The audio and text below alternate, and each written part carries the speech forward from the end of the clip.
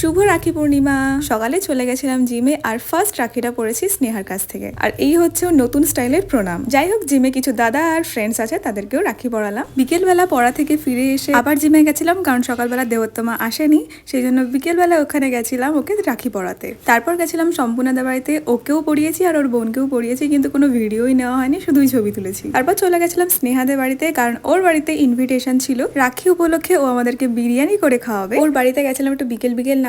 আর বিকেলবেলা ওয়েদারটা যা দারুণ ছিল, আমি তো অনেক ভিডিও করেছি। এই হচ্ছে আমাদের পুরো দিনের রাখির কালেকশন। এবার আমরা যাচ্ছি দুজন মিলে বাজারে বিরিয়ানির জন্য কেনাকাটি করতে। আমি সেরকম ভাবে রাখি পালন করিনি, তো নিজে তো সেরকম পড়িনি, তো ফার্স্ট টাইম এত ভালো রাখি কাটবে আমি কখনোই ভাবিনি। বাজার করতে করতে আমাদের একটু খিদে পেয়ে গেছিল, মানে বাজারে আসলে তো একটু মুখ চালাতেই হবে। তো মিষ্টির দোকান থেকে নিয়ে নিয়েছি এই বেকড রসগোল্লা। এটা খেতে আমার বেশ ভালো লাগে, কিন্তু আজকের টেস্টটা একদমই ভালো লাগে। তারপর স্নেহা শুরু করে দিয়েছে বিরিয়ানি রান্না। কাজের ফাঁকে আমরা একটু ক্যারামও খেলে নিয়েছি। কাটাকুটি সবকিছু নিজে হাতে স্নেহা করেছে, বিরিয়ানিটাও পুরোটাই ও নিজে করেছে।